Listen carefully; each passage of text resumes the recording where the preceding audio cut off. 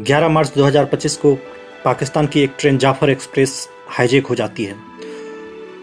उसे बीएलए के लड़ाकों ने उस ट्रेन का हाईजैक कर लिया। होता यूँ है कि क्वेटा से रावलपिंडी की ओर जाफर एक्सप्रेस ट्रेन जा रही थी। उसमें लगभग 450-500 यात्री थे और वो ट्रेन क्वेटा से रावलपिंडी की ओर निकलती है और वो करीब सुबह 6 बजे मस्तुंग ज़िले के आसपास वो पहुंचती है और तभी वहां पर ट्रेन की पटरियों पर धमाका होता है और ट्रेन की पटरियों को बम से उड़ा दिया जाता है। बीएलए के लड़ाके इस घटना को अंजाम देते हैं। बीएलए मतलब बलूचिस्तान लिबरेशन आर्मी। ये वो आर्मी है जो बलूचिस्तान को एक अलग देश बनाना चाहता है।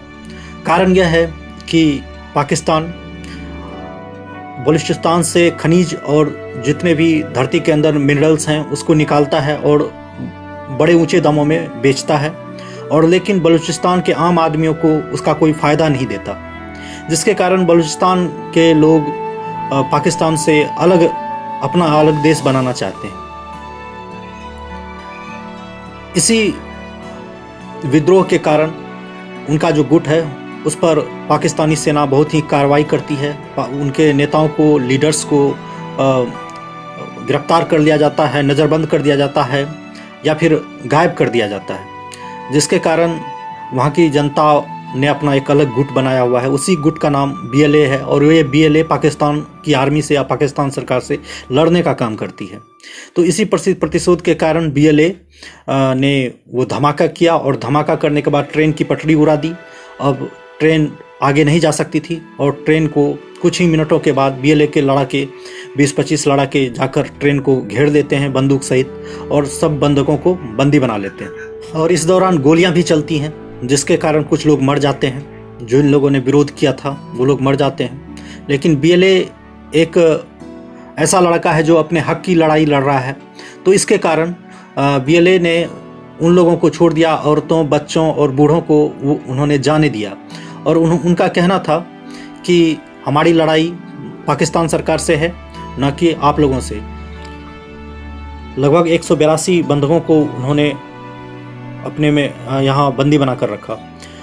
उन 182 लोगों में से अधिकांश सेना के जवान थे और सेना से संबंधित थे, पुलिस से संबंधित थे।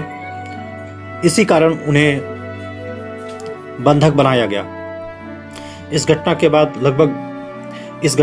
लगभग 12 बजे के करीब पाकिस्तानी एयरफोर्स अपने हेलीकॉप्टरों से वो क्वेटा वाली ट्रेन जाफर एक्सप्रेस की ओर बढ़ती है और ऑपरेशन शुरू किया जाता है।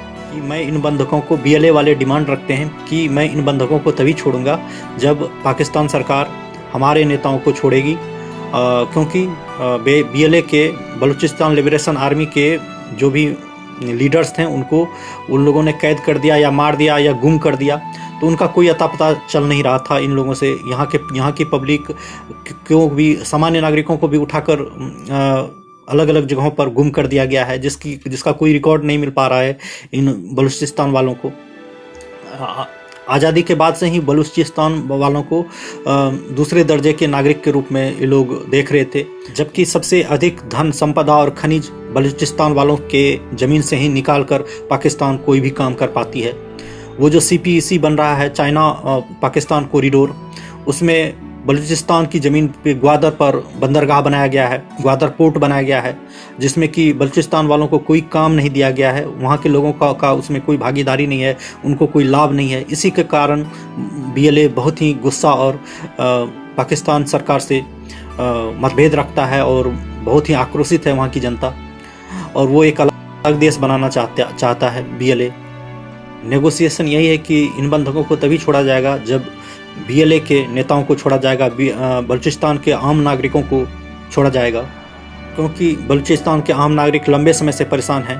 पुलिस और सेना उस पर कहर ढाती है और वहाँ पर किसी को भी गिरफ्तार करके गुम कर दिया जाता है। तो फिर भी पाकिस्तान अभी एक देश है, उसके पास अपनी मिलिट्री है, संगठित सत्ता है, लेकिन फिर भी बीएलए वाले उसे बहुत ज़्यादा ही चुनौती दिया करते हैं।